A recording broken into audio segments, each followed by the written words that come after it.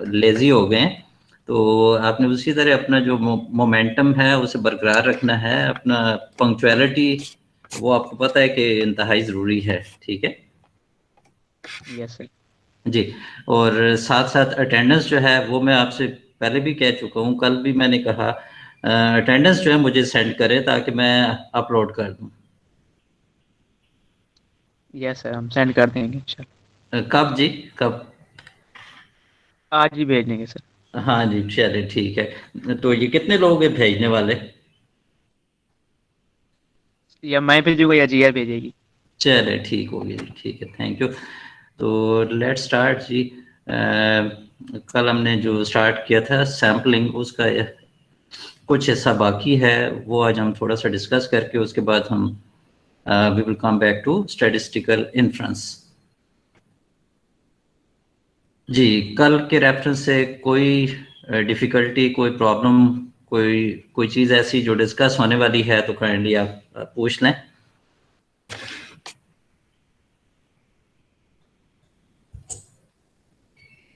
जी। देखिए, कल हमने बेसिकली स्टार्ट लिया था सैम्पलिंग से, ठीक है। तो सैम्पलिंग मीन कि we want to select some sample from the population. So any method, any procedure which is used to select any sample or to select few items from any population, we call it sampling, ठीक है। और फिर हमने sampling के advantages भी discuss किए। आज हम क्या करने जा रहे हैं, आज हम उसकी जो डिफरेंट टाइप्स हैं सैम्पलिंग की, वो हम ब्रीफली डिस्कस करते जाएंगे। हम इन्हें कोई डिटेल में हम नहीं जाएंगे, सिर्फ आपको थोड़ा सा एक कॉन्सेप्ट उनका देना है, ठीक है, कि कौन सी डिफरेंट टेक्निक्स हैं। अगर आपको सैम्पलिंग का कहीं पे कोई सैंपल सेलेक्ट करना हो, ठीक है, तो आपके सामने कुछ सिनेरियोज ज़ाहिर होते हैं, कुछ डिफरेंट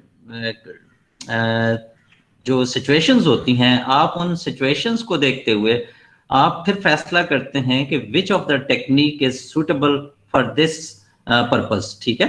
तो हम बेसिकली जो सैम्पलिंग टेक्निक्स हैं जो या सैम्पलिंग मेथड्स हैं, we divide them into two parts. One is probability sampling and second one is non probability sampling, ठीक है। अब जिस तरह देखें, नाम से जाहिर है, ठीक है, प्रोबेबिलिटी सैम्पलिंग, इसी का एक और नाम है रैंडम सैम्पलिंग, ठीक है। तो प्रोबेबिलिटी सैम्पलिंग का मतलब यह है कि जब आप कोई यूनिट्स किसी पॉपुलेशन से सिलेक्ट करना चाह रहे हैं, ठीक है, if each and every member of the population has non probability of its selection, ठीक है, तो इसे हम कहते हैं प्रोबेबिलिटी सैम्पलिंग या रैंडम सैम्पलिंग। कि क्या है, आसान लफ्जों में मैं दोबारा फिर रिपीट कर देता हूं।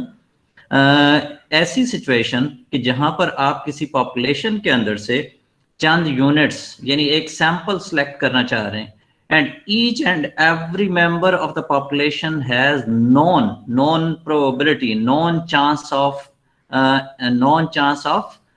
इंक्लूजन इन द सैंपल, ठीक है, ठीक है, कि हर जो मेंबर है उस पॉपुलेशन का, हर सैंपलिंग यूनिट का, उसके चांसेस वहां पर मौजूद हों, किसी का चांस जीरो ना हो, ठीक है, हर एक का चांस वहां पर मौजूद हो। वो चांस कम ज्यादा वो हो सकता है, ठीक है, लेकिन हर एक का जब चांस एग्जिस्ट करे, ठीक है, इसे हम कहते हैं प्रोबेबिलिटी सैम्पलिंग। और नॉन प्रोबेबिलिटी सैम्पलिंग या नॉन रैंडम सैम्पलिंग क्या होती है? ऐसी सिचुएशन कि जब हम किसी पॉपुलेशन से कोई सैंपल ड्रॉ कर रहे हैं, वहां पर कुछ यूनिट्स के सिलेक्ट होने का चांस मौजूद हो, कुछ का चांस मौजूद ना हो, ठीक है। तो हम ये कह सकते हैं कि हर एक की प्रोबेबिलिटी जो है वो नॉन नहीं होती। हर एक की probability of inclusion, probability of any unit to be the part of sample, ठीक है, इज नॉट नॉन। जब नॉन न हो, हम उसे कहते हैं नॉन प्रोबेबिलिटी सैंपलिंग। अगर आपको ये अल्फाज नहीं समझ आए तो आप इसे यूं कह सकते हैं कि हमने जिस तरह कल भी बात की कि आपके सामने अगर कोई एक स्ट्रीट के अंदर, एक गली के अंदर, एक मोहल्ले के अंदर अगर 50 घर हैं, आपने उन 50 घरों में से कोई इंफॉर्मेशन लेना चाहते हैं, लेकिन आप पूरे तमाम 50 घरों से इंफॉर्मेशन नहीं लेना चाहते, एक सैंपल लेके पांच पांच फैमिलीज का या 5 घरों का या 10 घरों का सैंपल लेके उनसे इंफॉर्मेशन लेना चाहते हैं। Now the next problem is how to select 5 और 10 हाउसेस। ठीक है, हमारे सामने मसला क्या है कि हम कैसे वो 5 या 10 घरों का इंतखाब करें कि ठीक है, एक तो ये हो सकता है हम अपनी मर्जी कर लें, हम अपनी मर्जी कर लें जी कि ये घर कर लो वो कर लो, ठीक है, तो आपने जी अपनी मर्जी से 5 या 10 घर कर लिए। This is called non random non probability sampling. ठीक है, कि आपने अपनी मर्जी की और अपनी मर्जी से जो आपको घर सूटेबल नजर आया, आपने कहा जी ये बेहतर हमें इंफॉर्मेशन दे सकते हैं, तो आपने उन 5 का या 10 का इंतखाब कर लिया। और इसका मतलब यह हुआ कि जो आपकी नजर में बेहतर थे इंफॉर्मेशन देने के हवाले से, आपने उन्हें चांस दिया, और जो आपकी नजर में नहीं थे उन्होंने उनका चांस आपकी नजर में 0 हो गया। ठीक है, तो कुछ का चांस आपके सामने एग्जिस्ट कर रहा था अपीयरेंस का या इंक्लूजन का, और कुछ घरों का चांस एग्जिस्ट नहीं कर रहा था। This is called non probability sampling या नॉन रैंडम सैम्पलिंग। ठीक है, अच्छा, और अब दूसरी तरफ है प्रोबेबिलिटी सैम्पलिंग या रैंडम सैम्पलिंग।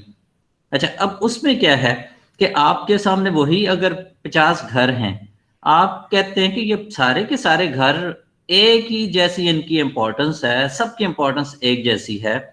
ठीक है, तो हमें इसमें से रैंडमली कोई से 5 घर हमें मिल जाएं, हम उनसे इंफॉर्मेशन ले लेंगे। अब वो कोई से जो 5 आपने लेने हैं उसमें अपनी मर्जी नहीं होती, तो जब हम कोई से 5 की बात करेंगे, then we need to apply some method. ठीक है, वो मेथड क्या होता है, हाँ, कल भी हमने बात की लॉटरी मेथड। ठीक है, आप लॉटरी मेथड में क्या करते हैं, आप 50 घरों के नंबर लिखेंगे या उनके सरबराहों के नाम लिखेंगे ऑन 50 रिसीट्स ऑफ पेपर। ठीक है, आपके सामने वो 50 रसीदें आ गई, आपने उन रसीदों को फोल्ड किया, एक बाउल में मिक्स किया, वहां से मिक्स करने के बाद कोई सी 5 रिसीट्स ऑफ पेपर उठा लें। This is called lottery method. This is probability sampling. जो घरों के नाम, जो सरबराहों के नाम, जो घरों के जो हैं जी नंबर हैं, वो जो सिलेक्ट होंगे, वो आपका सैंपल होगा, आपने इंफॉर्मेशन उनसे लेनी है। ठीक है, तो इसे हम क्या कहेंगे, प्रोबेबिलिटी सैंपलिंग। ठीक है, कि इसमें आपने हर घर को जब तक वो सिलेक्ट नहीं हुआ था उसका चांस मौजूद था। ठीक है, और जब आपने सिलेक्ट कर लिए तो कुछ का चांस 0 हो गया, कुछ का चांस 1 हो गया। ठीक है जी, इतनी बात ही समझ आ गई। Yes sir. जी, इसी को जो थोड़ा सा और अगर आप अपने अल्फाज में मुझे समझा दें, कोई और एग्जांपल लेके कि ये वो सिचुएशन है जब हम प्रोबेबिलिटी सैम्पलिंग कह रहे हैं, this is another situation way we are talking about non probability sampling. जी, डेली लाइफ से कोई एक एक एग्जांपल उठाएं और मुझे बता दें जी कि अगर हम यहाँ से सैम्पलिंग ये कर रहे हैं तो ये जो प्रोसेस था, ये प्रोबेबिलिटी सैम्पलिंग हमने यूज की है, और यहाँ पर हमने नॉन प्रोबेबिलिटी यूज की है।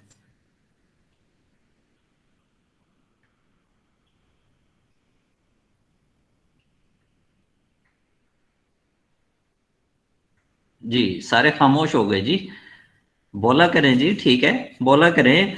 इससे एक तो कॉन्फिडेंस आएगा, दूसरा ये है कि आपकी सब्जेक्ट की, अपने सब्जेक्ट की नो हाउ बेहतर हो जाती है।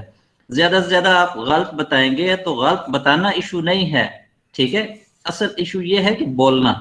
तो हाँ जी, काइंडली बोलें जी।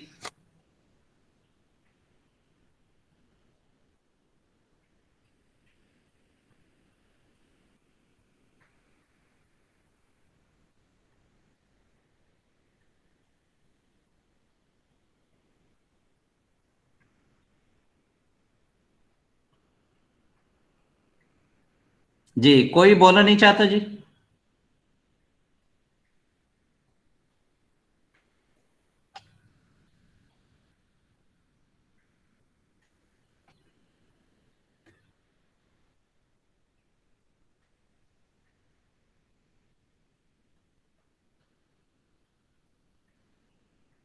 जी शिराज, आपने जी अभी देखें 30 इस वक्त लोग हैं।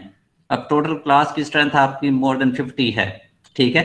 तो अटेंडेंस आपने मुझे बिल्कुल एक्यूरेट देनी है, ताकि जो स्टूडेंट्स नहीं अटेंड कर रहे हैं, ठीक है, उन्हें भी फाइनल में जरा पता लग जाएगा कि भाई क्या सिचुएशन है, ठीक है।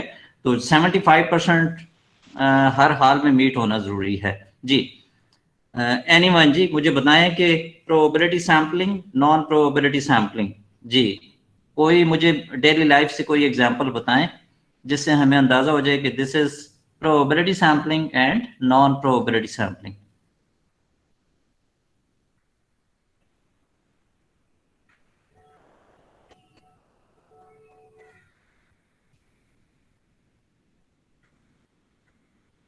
सर जैसे ये कभी मिलाद वगैरह होते हैं और उन्होंने रखा होता है कि ये उम्रे की टिकट्स वगैरह कुरंदाजी के लिए, तो फिर वो जो होते हैं वो कुरंदाजी करते हैं और उनमें से जो कुछ सिलेक्टेड लोग होते हैं उनको वो उम्रे की टिकट मिल जाती है, तो इसको हम प्रोबेबिलिटी सैम्पलिंग कह सकते हैं। 100% कहेंगे जी इसे, ठीक है, क्योंकि उसमें जिन जिन लोगों, जो जो लोग इंटरेस्टेड थे, उनका जो भी तरीकेकार था, उन्होंने फर्ज करें कुछ हर एक से कुछ पैसे वसूल किए।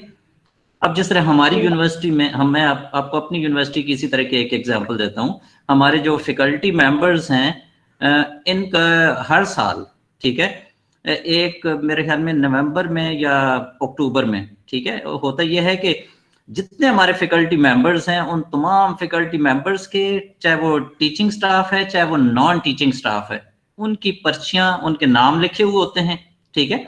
और वो एक बाउल के अंदर डाल दिए जाते हैं या एक बैग के अंदर डाल दिए जाते हैं, ठीक है। और किसी बंदे को, ये बाकायदा हमारा बड़े हॉल के अंदर ये फंक्शन होता है, उसमें किसी एक बंदे को बुला के उसे कहा जाता है जी कि इसमें से 2 रिसीट्स निकाल लें, ठीक है। वो बल्कि उन्होंने किया हुआ इस तरह होता है कि जो टीचिंग स्टाफ है उससे अलग रखा हुआ होता है, और जो नॉन टीचिंग स्टाफ है उसका अलग पैकेट रखा हुआ होता है।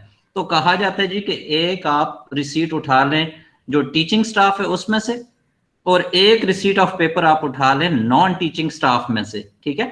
तो वो अब जाहिर है, अगर यहाँ हमारे पास 1000 नॉन टीचिंग स्टाफ मेंबर्स हैं, तो जब तक किसी का नाम सामने नहीं आया, सिलेक्ट नहीं हुआ, इसका मतलब हर एक का चांस वहां पर मौजूद है सिलेक्शन का। लेकिन जब हमने एक पर्ची उठा ली, किसी XYZ का नाम अपीयर हो गया, ठीक है, तो उसका चांस 100% हो गया, बाकियों का चांस 0% हो गया, ठीक है। तो ये सारा जो प्रोसीजर था, ये लॉटरी मेथड है, और ये प्रोबेबिलिटी सैम्पलिंग हमने यूज की है, ठीक है। और दूसरी तरफ जो हमने फैकल्टी मेंबर्स का भी इसी तरीके से, अगर वो 400 फैकल्टी मेंबर्स हैं, हमने वहां से एक रिसीट ऑफ पेपर उठाई, जो सिलेक्ट हो गया, ठीक है। तो ये क्या है, अगेन लॉटरी मेथड है, इसे हम प्रोबेबिलिटी सैम्पलिंग कह रहे हैं जी। इसी को आप थोड़ा सा नॉन प्रोबेबिलिटी सैम्पलिंग की कोई एक एग्जांपल दे दें, आप ही दे दें जी।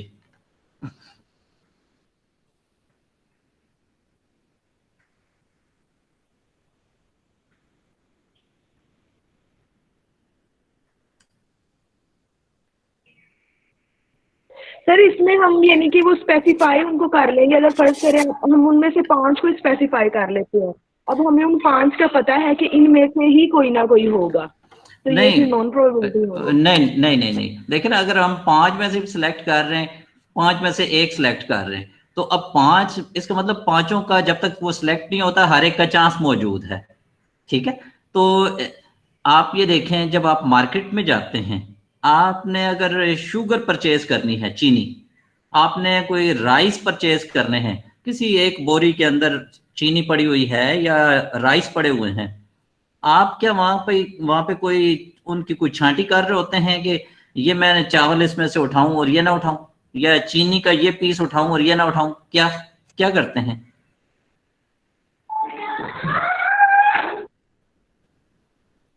जी। अब वहां पे देखें, आपकी कोई सारी की सारा वो जो मटेरियल पड़ा हुआ है वो एक जैसा है, तो जब सारे का सारा मटेरियल एक जैसा हो, वहां सिलेक्शन किसी की भी कर लें वो एक जैसी हैं, ठीक है। तो वहां पर वो प्रोबेबिलिटी सैम्पलिंग है। इसके बरक्स, आप अगर टोमेटो आपने परचेज करने हैं, आपने एप्पल परचेज करने हैं, आपने कोई और फ्रूट परचेज करना है, ठीक है, आप क्या करते हैं आप उसमें से क्वालिटी वाइज चीजों को उनकी ग्रेडिंग कर लेते हैं। जो आपको चीज अच्छी लगती है, आपको साफ सुथरी नजर आ रही है, उस पर कोई दाग वगैरह नहीं है, आप वो अपने शॉपर के अंदर डालते हैं। और जो चीज खराब पड़ी हुई है आप उसे चांस नहीं देते, ठीक है। This is called non probability sampling, कि आप कुछ को चांस दे रहे हैं, कुछ को चांस नहीं दे रहे, कि जो चीज सही है वो आप ले रहे हैं और जो सही नहीं है आप उसे छोड़ते जा रहे हैं, ठीक है। इसी तरीके से आपका देखें जब जॉब्स आती हैं, एक तो होता है कि जॉब्स में जी पूरे पंजाब से जी फर्ज करें 100 सीट्स हैं, ठीक है, वो एएसआई पुलिस में कोई अपॉइंट कर रहे हैं, ठीक है, तो या कहीं पे जी असिस्टेंट डायरेक्टर की कोई पोस्टें हैं, ठीक है, और 100 पोस्टें हैं, और पंजाब से अगर 10,000 लोग अप्लाई करते हैं, ठीक है, 10,000 लोग अप्लाई करते हैं, टेस्ट होता है, इंटरव्यू होता है। अब वो जो सारा प्रोसेस है, अब उस प्रोसेस से गुजरने के बाद जिन लोगों की सिलेक्शन होती है, ये मुझे बताएं कि क्या ये प्रोबेबिलिटी सैंपलिंग यहां पर हुई या नॉन प्रोबेबिलिटी सैंपलिंग हुई।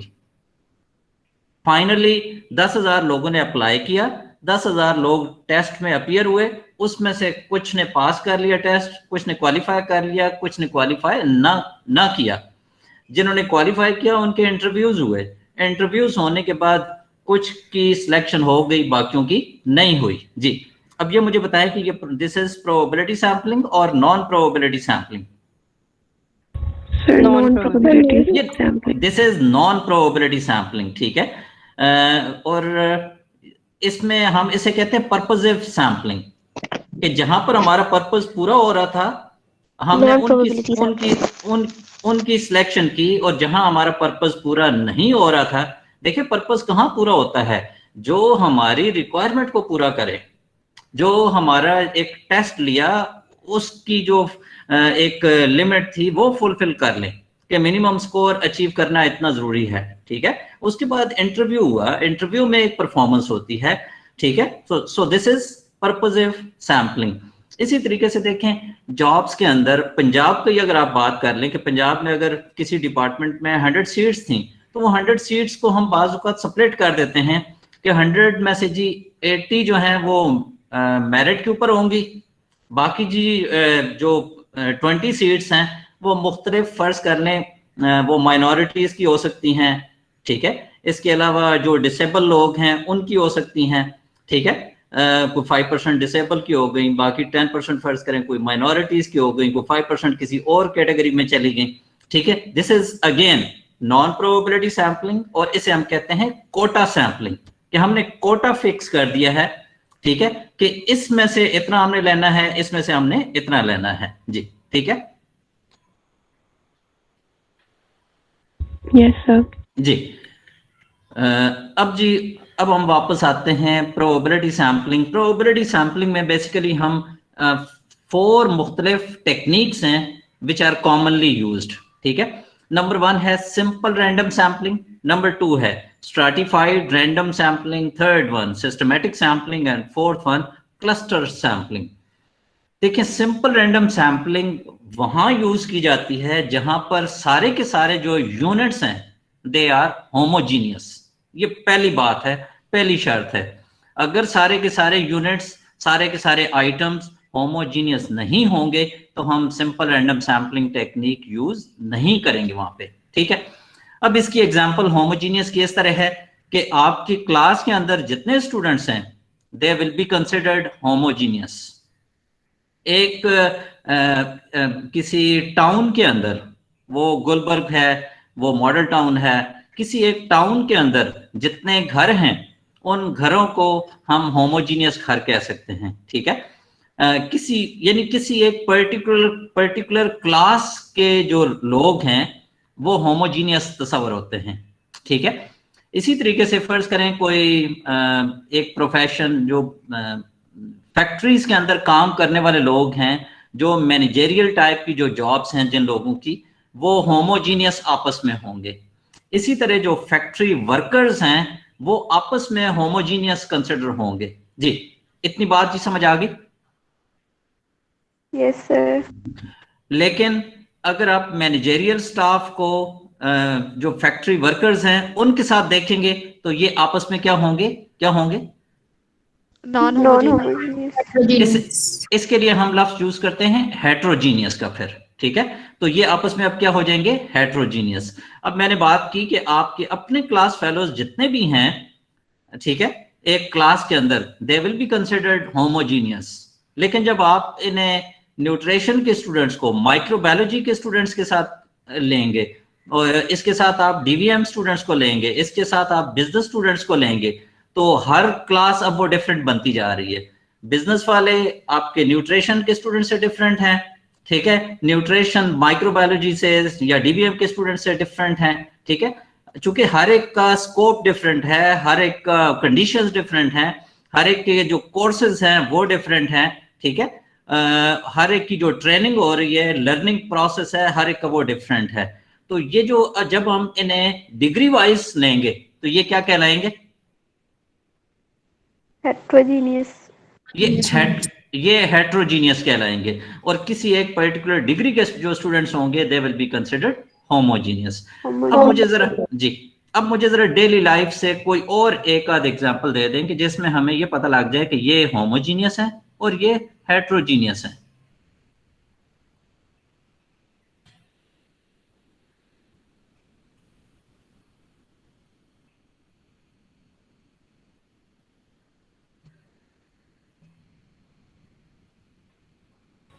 Sir family members in a house homogeneous होंगे। किसी एक पर्टिकुलर फैमिली के अंदर जो अफराद हैं उनका तकरीबन तौर तरीके एक जैसे होते हैं, उनकी आदत मिलती जुलती होती हैं, ठीक है, हम उन्हें कह सकते हैं कि ये होमोजीनियस है, ठीक है। लेकिन हम फैमिली टू फैमिली जब हम बात करेंगे तो वो उनमें फर्क आएगा, वो हेट्रोजीनियस बिल्कुल हो सकते हैं, होंगे, ठीक है जी। किसी के जहन में कोई और एग्जाम्पल आ रही हो?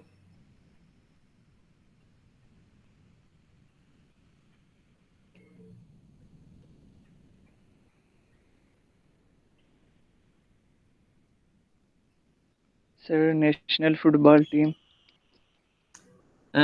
नेशनल फुटबॉल टीम, उसमें आप यानी जो नेशनल फुटबॉल टीम के जो मेंबर्स हैं, ठीक है, वो आपस में क्या होंगे, वो होमोजीनियस होंगे, ठीक है। लेकिन जब हम नेशनल फुटबॉल टीम को कंपेयर करेंगे, अगर फर्ज करें क्रिकेट प्लेयर्स के साथ, तो वो क्या हो जाएंगे, या उन्हें किसी और टीम के साथ, बास्केटबॉल टीम है, ठीक है, तो वो क्या हो जाएंगे, हेट्रोजीनियस हो जाएंगे, ठीक है। तो जहां पर आप मुख्तलिफ ग्रुप्स, ठीक है, को आप आपस में देख रहे हैं, तो वो जो ग्रुप्स हैं वो बेसिकली क्या हैं, वो हेट्रोजीनियस हैं, ठीक है। और किसी एक पर्टिकुलर ग्रुप के अंदर जितने मेंबर्स होते हैं दे आर कंसिडर्ड होमोजीनियस, जी, ठीक है। इसी तरह अगर हम यूनिवर्सिटीज की बात कर रहे हैं तो जो युवास के स्टूडेंट्स हैं ओवरऑल ये कहलाएंगे होमोजीनियस, ठीक है। ओवरऑल युवास के जो स्टूडेंट्स हैं, यानी under the umbrella of UVAS, under the umbrella of PU Punjab university, under the umbrella of GC Lahore, ठीक है, वो उस यूनिवर्सिटी के अंदर क्या कहलाएंगे, होमोजीनियस। लेकिन जब हम बात करेंगे PU versus UVAS, UVAS versus GCU versus Sargodha university, तो ये क्या हो जाएंगे, हेट्रोजीनियस, ठीक है। किसी एक पर्टिकुलर, फॉर एग्जांपल अगर किसी शॉप के अंदर दो टाइप की प्रोडक्ट्स हैं, तो टाइप ए है, टाइप बी, टाइप ए आपस में होमोजीनियस होगी, जो दूसरी वाली प्रोडक्ट है वो उससे हेट्रोजीनियस हो जाएगी। बिल्कुल बिल्कुल ऐसे, जी जी बिल्कुल ठीक है, बिल्कुल सही जी। अच्छा, अब जी ये तो हमने बात की होमोजीनियस, होमोजेनाइटी और हेट्रोजेनाइटी की, ठीक है। अच्छा, देखिए हमने डिवाइड किया है प्रोबेबिलिटी सैम्पलिंग को आगे 4 पार्ट्स के अंदर। फर्स्ट वन था सिंपल रैंडम सैम्पलिंग। तो हमने बात ही यहाँ से शुरू की कि एक ऐसी सिचुएशन कि जिसमें हमारे पास सारे के सारे मेंबर्स होमोजीनियस हों, अगर हमने उन होमोजीनियस यूनिट्स के अंदर से कोई सिलेक्शन करनी हो और हर एक के सिलेक्ट होने का चांस इक्वल हो, एक तो होमोजीनियस है, दूसरा हर एक का चांस सिलेक्ट होने का इक्वल हो, ठीक है, this is called simple random sampling. जिस तरह मैंने आपको कहा कि आपकी अपनी class 50-60 students, they are homogeneous. जब आप वहां से 5-10 लोग सिलेक्ट करना चाह रहे हैं तो हर एक का चांस वहां पर इक्वल चांस है सिलेक्ट होने का, ठीक है। तो इसे हम क्या कहेंगे, सिंपल रैंडम सैम्पलिंग, ठीक है। उसके बाद नंबर 2 है stratified random sampling. Stratified random sampling में यह है कि आप अपने जो पॉपुलेशन है, ठीक है, आपके सामने जो पॉपुलेशन है वो होमोजीनियस यूनिट्स पर मुश्तमिल नहीं है, वो हेट्रोजीनियस यूनिट्स के ऊपर मुश्तमिल है। फॉर एग्जांपल हमारी यूनिवर्सिटी जो है, अगर हम इसे डिफरेंट डिग्री वाइज कंसिडर करें तो हम कहेंगे कि यहाँ पर 20 मुख्तलिफ डिग्री प्रोग्राम्स हैं, ठीक है। तो हर डिग्री प्रोग्राम के अंदर जो स्टूडेंट्स हैं दे आर होमोजीनियस, लेकिन एक डिग्री को जब दूसरी डिग्री के साथ लेंगे, दूसरी को तीसरी के साथ, then they will be considered heterogeneous, ठीक है। तो जब एक ऐसी पॉपुलेशन हो जो हेट्रोजीनियस यूनिट्स पर मुश्तमिल हो, अब इसमें हेट्रोजीनियस क्या चीज है, इसमें हेट्रोजीनियस ये डिपार्टमेंट्स हैं या 20 या 25 डिग्री प्रोग्राम्स हैं। सो दीज 20 और 25 degree programmes will be considered heterogeneous, ठीक है। और ये 25 डिपार्टमेंट्स या 25 डिग्रीज जो हैं, ये इस यूनिवर्सिटी की एक पॉपुलेशन होगी जो 25 डिग्री प्रोग्राम्स हैं, ठीक है। ये एक पॉपुलेशन है, लेकिन ये पॉपुलेशन किस किस्म की है, हेट्रोजीनियस यूनिट्स पर मुश्तमिल है। तो जब आप किसी हेट्रोजीनियस पॉपुलेशन, हेट्रोजीनियस यूनिट्स पर मुश्तमिल एक पॉपुलेशन से सैंपल ड्रॉ करते हैं, ठीक है, और रैंडमली ड्रॉ करते हैं, ठीक है, तो उससे हम कहते हैं स्ट्रैटिफाइड रैंडम सैम्पलिंग।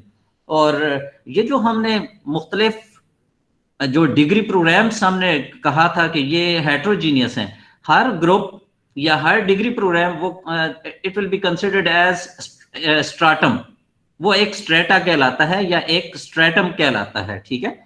और आपके पास अगर 20 या 25 डिग्रीज हैं तो वो जो डिग्री प्रोग्राम्स हैं वो आप समझ लें कि आपके पास सामने 25 या 20 स्ट्रेटा हैं या स्ट्राटम हैं। आपने इन 20 या 25 में से सिलेक्शन करनी है, ठीक है। अब वो जो सिलेक्शन करनी है वो हम सिंपल रैंडम सैम्पलिंग से करते हैं, ठीक है। यानी पहली चीज ये थी कि आपके सामने एक पॉपुलेशन थी विच इज हेट्रोजीनियस, और वो जो हेट्रोजीनियस मुख्तलिफ जो ग्रुप्स बने, हर ग्रुप को हमने कहा स्ट्रेटा और स्ट्रेटम, ठीक है। अब हम इन 20-25 स्ट्रेटा जो उसकी ओवरऑल पॉपुलेशन थी यूनिवर्सिटी की, ठीक है, हम इन 25 डिग्रीज में से अगर हम कोई 5 डिग्री सिलेक्ट करना चाह रहे हैं तो वो कैसे सिलेक्ट करेंगे, using random, simple random sampling, जो पिछला मेथड है। जी, इतनी बात जी क्लियर हो गई? Yes sir. जी, ठीक है। Yes sir.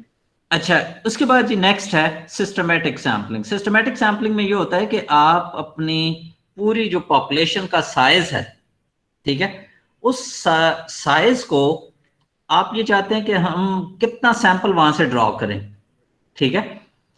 फॉर एग्जांपल आप चाहते हैं जी कि हम 10 का सैंपल सेलेक्ट करना चाह रहे हैं और जो पॉपुलेशन का साइज है वो फर्ज करें 100 है।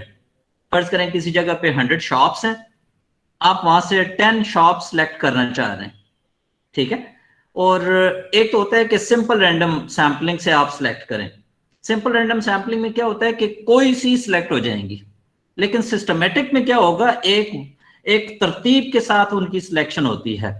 जिस तरह फर्ज करें कि शॉप नंबर 1 सिलेक्ट हुई, शॉप नंबर 11 सिलेक्ट हुई, शॉप नंबर 21 सिलेक्ट हुई, शॉप नंबर 31 सिलेक्ट हुई, शॉप नंबर 41 सिलेक्ट हुई, इसी तरह 51, 61, 71, 91। तो ये आपके पास कितनी हो जाएंगी, वो जो सैंपल साइज आपको जो चाहिए था 10 का, वो पूरा हो जाएगा। इसी तरीके से यानी सिर्फ हम क्या करते हैं, जो पहली शॉप का इंतखाब होता है वो हम सिंपल रैंडम सैम्पलिंग को यूज करके कर लेते हैं, और बकिया फिर हम उसी में एक मखसूस नंबर ऐड करते जाते हैं, ठीक है। फर्ज करें कि पहला नंबर अगर सिलेक्ट हो जाता है 7, अब 10-10 का इजाफा करके यानी 7 के बाद 17, 17 के बाद 27, 37 एंड सो ऑन, ठीक है। This is called systematic sampling. अब उसमें हम स्टार्ट किस तरीके से लेते हैं कि फर्ज करें आपके सामने था 1000 ओवरऑल शॉप्स थी, आप वहां से 50 शॉप्स का एक सैंपल सेलेक्ट करना चाह रहे हैं, तो आप क्या करेंगे, आप 1000 को 50 से डिवाइड कर लें। आपके पास क्या आ गया जी?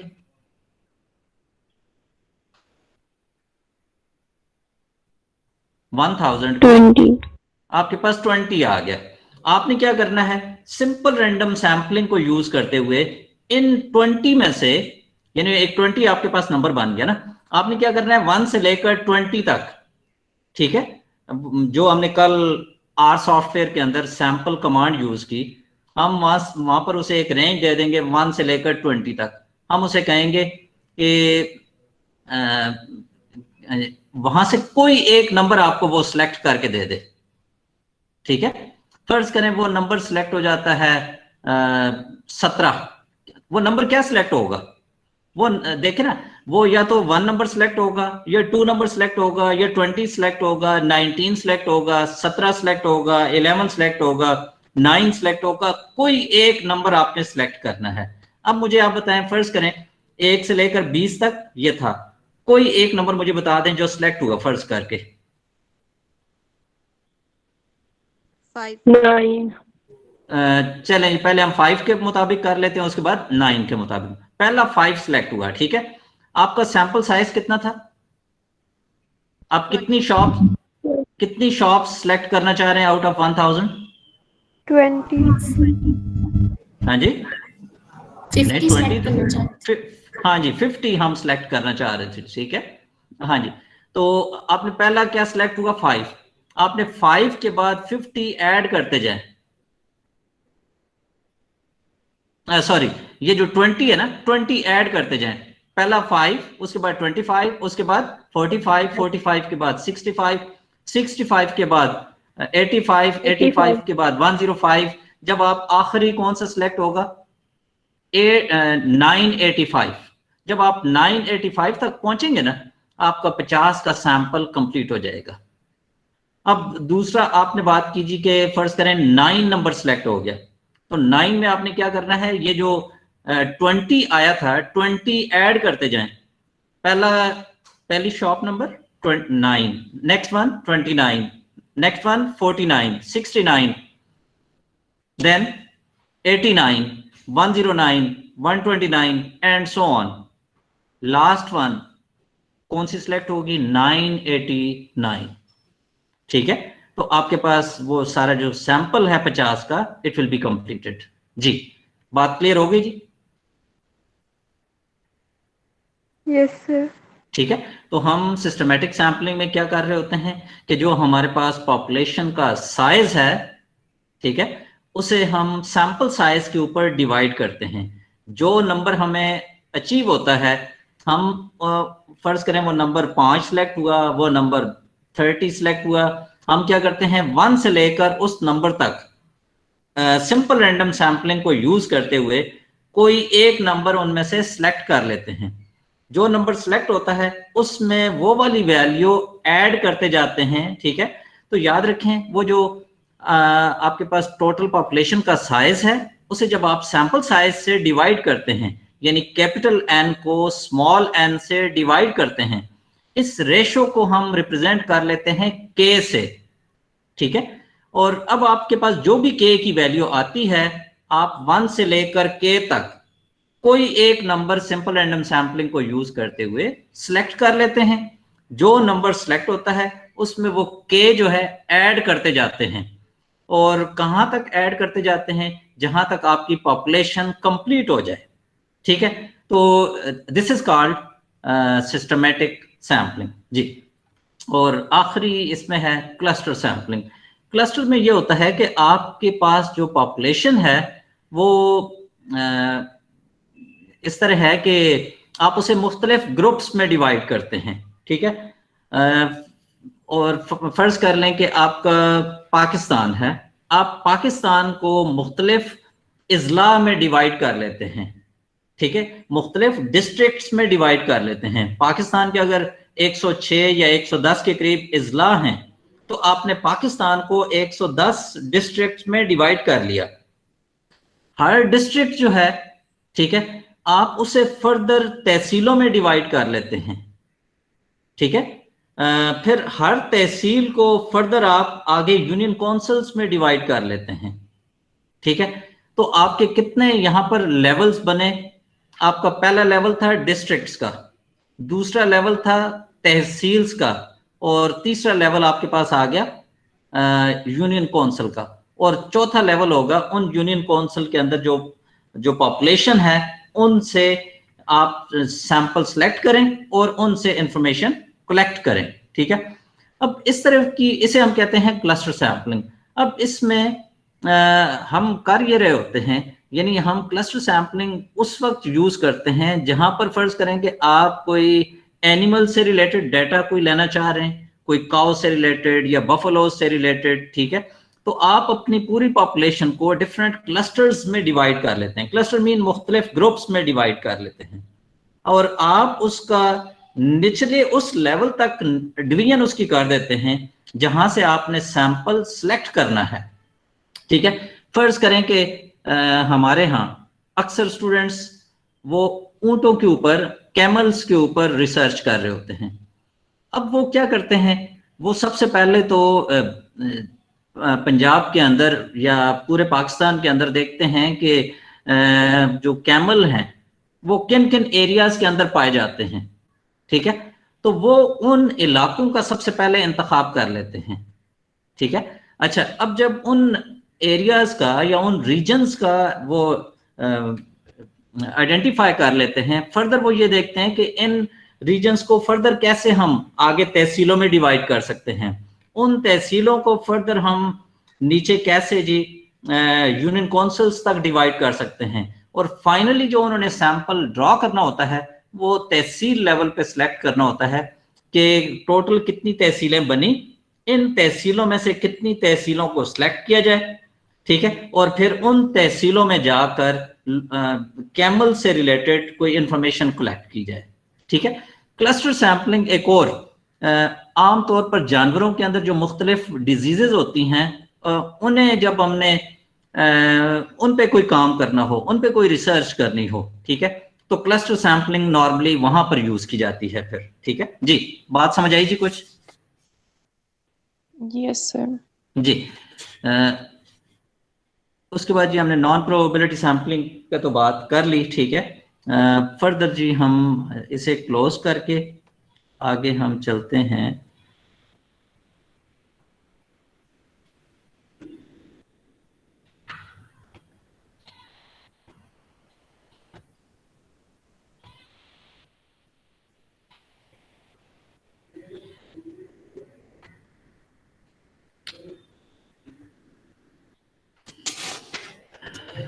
Excuse me, जी जी बोले सर। ये प्रोबेबिलिटी सैंपलिंग की 4 टाइप्स हैं। इन 4 टाइप्स में जो पॉपुलेशन है वो होमोजेनियस ही होती है? नहीं नहीं नहीं, देखिए पॉपुलेशन कभी होमोजीनियस होती है, कभी हेट्रोजीनियस होती है, ठीक है। हमेशा होमोजीनियस नहीं होती। होमोजीनियस आप ये देखते हैं कि किसी एक, जिस तरह हमने बात की कि जब हम एक पर्टिकुलर यूनिवर्सिटी की बात कर रहे हैं ना, तो हम फर्ज कर लेते हैं कि इस यूनिवर्सिटी के सारे जो मेंबर्स हैं, सारे जो स्टूडेंट्स हैं, दे आर होमोजीनियस।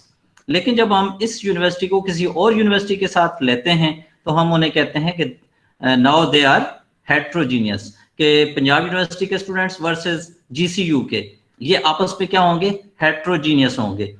पाकिस्तान की अगर हम बात करेंगे तो तमाम के तमाम लोग यहाँ पर होमोजीनियस होंगे पाकिस्तान के हवाले से। लेकिन जब हम पाकिस्तान को कंपेयर करेंगे इंडिया के साथ, साथ ही कंपेयर करेंगे अफगानिस्तान के साथ या किसी और कंट्री के साथ, तो जब हम कंट्री वाइज बात करेंगे तो ये क्या हो जाएंगे, हेट्रोजीनियस हो जाएंगे। जी बात समझ आई? Yes sir. जी, और इसके हवाले से कोई कंफ्यूजन? देखें ना, मैंने आपको जिस तरह कहा, आप घर में होमोजीनियस हैं, लेकिन जब आप अपने आप को अपने किसी दूसरे घर के साथ कंपेयर करते हैं तो आप क्या हो जाएंगे, अब ये दोनों घर आपस में क्या हो जाएंगे, हेट्रोजीनियस हो जाएंगे, ठीक है। किसी एक मोहल्ले की अगर हम बात करेंगे तो उस मोहल्ले में सारे घर होमोजीनियस होंगे, लेकिन उस मोहल्ले के घरों को जब हम किसी और मोहल्ले के घरों के साथ कंपेयर करेंगे तो ये दोनों मोहल्ले आपस में क्या हो जाएंगे, हेट्रोजीनियस हो जाएंगे, ठीक है। सर सिस्टमेटिक सैम्पलिंग में जो हमने के की वैल्यू ली उससे हमने आगे रैंडम सिलेक्शन की ना सर, जी ये जी के बिल्कुल। हम किस बेस पे फाइंड करते हैं? के मैंने आपको कहा ना कि population size divided by sample size, ये इसका फॉर्मूला है, ठीक है। यानी दो वैल्यूज के दरमियान रेशियो है population size divided by sample size. फर्ज करेंगे आपकी क्लास में 60 स्टूडेंट्स हैं और आप वहां से 10 स्टूडेंट सेलेक्ट करना चाह रहे हैं और आप चाहते हैं जी हम simple random sampling technique use करें। देखिए सिंपल रैंडम सैम्पलिंग टेक्निक अमूमन कहाँ यूज होती है? जब हम कोई सर्वे ऐसा कर रहे हो जो बिजनेस से रिलेटेड हो, ऐसा कोई सर्वे कर रहे हो जो एक किसी मार्केट के अंदर जो शॉप्स हैं उनसे हमने कोई इंफॉर्मेशन लेनी हो, ठीक है। तो आमतौर पर हम सिस्टमेटिक सैम्पलिंग फिर वहां पर यूज करते हैं, ठीक है। अच्छा, मैंने कहा जी फर्ज करें आपकी क्लास में 60 स्टूडेंट्स हैं तो ये इसकी पॉपुलेशन है, हम वहां से 10 स्टूडेंट सेलेक्ट करना चाहते हैं तो हमने क्या किया, 60 को 10 से डिवाइड कर लिया, क्या आ गया जी? 60 को 10 से डिवाइड किया, क्या आ गया? 6 आ गया। 6 आ गया। अब आपने 1 से लेकर 6 तक 6 पर्चियां बनाई, उनके ऊपर 1 से लेकर 6 तक अलग अलग दर्ज किया, ठीक है। और पर्चियों को फोल्ड करने के बाद वहां से कोई एक रिसीट ऑफ पेपर उठा ली। फर्ज करें कौन सी सिलेक्ट हुई? फर्ज करें 3 सिलेक्ट हो गया, ठीक है। अब 3 में क्या करें, ये जो 6 आया था ना, 6 ऐड करते जाएं। 3 में 6 ऐड करें, क्या आ जाएगा? 9। 9 के बाद 15, 15 के बाद 21, 21 के बाद 27, 27 के बाद 33, 33 के बाद 39, 39 के बाद 45, 45 के बाद 51, 51 के बाद 57। ये आपका 10 सैंपल साइज कंप्लीट हो गया। तो आपने क्या किया, सिस्टमेटिक सैम्पलिंग को यूज करते हुए अब आपने रैंडमली वो उन 6 में से, यानी 60 डिवाइडेड बाय 10 आया था 6, तो आपने शुरू का जो पहला स्टूडेंट का इंतखाब किया वो आउट ऑफ 1 to 6, 1 से लेकर जो 6 तक हैं उनमें से एक का इंतखाब किया, ठीक है। वो जब एक का इंतखाब हो गया तो आगे फर्दर आपने क्या किया, वो के की जो वैल्यू थी ना वो ऐड करते गए, और कहां तक ऐड करते जाए, जब तक कि आपकी पॉपुलेशन कंप्लीट हो जाए। आप जब कंप्लीट हो जाएगी ना, आपका सैंपल भी कंप्लीट हो जाएगा। जी शिराज, क्लियर होगी बात? यस सर, होगी। जी ठीक है जी। अब हम जी सर क्लस्टर सैम्पलिंग बता दें एक दफा। जी क्लस्टर सैम्पलिंग, जी देखें दो चीजों का आपने ख्याल रखना है, एक जो स्ट्रैटिफाइड सैम्पलिंग है और एक जो क्लस्टर सैम्पलिंग है।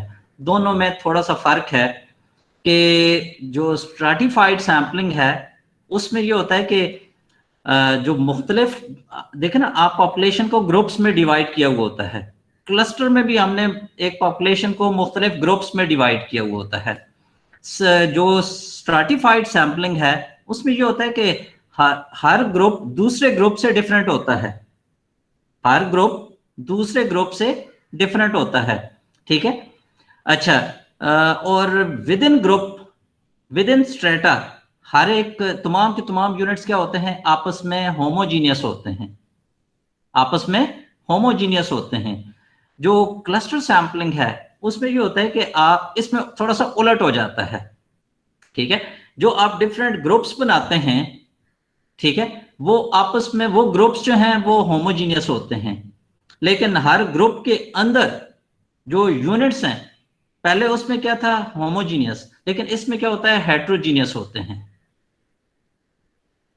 ठीक है।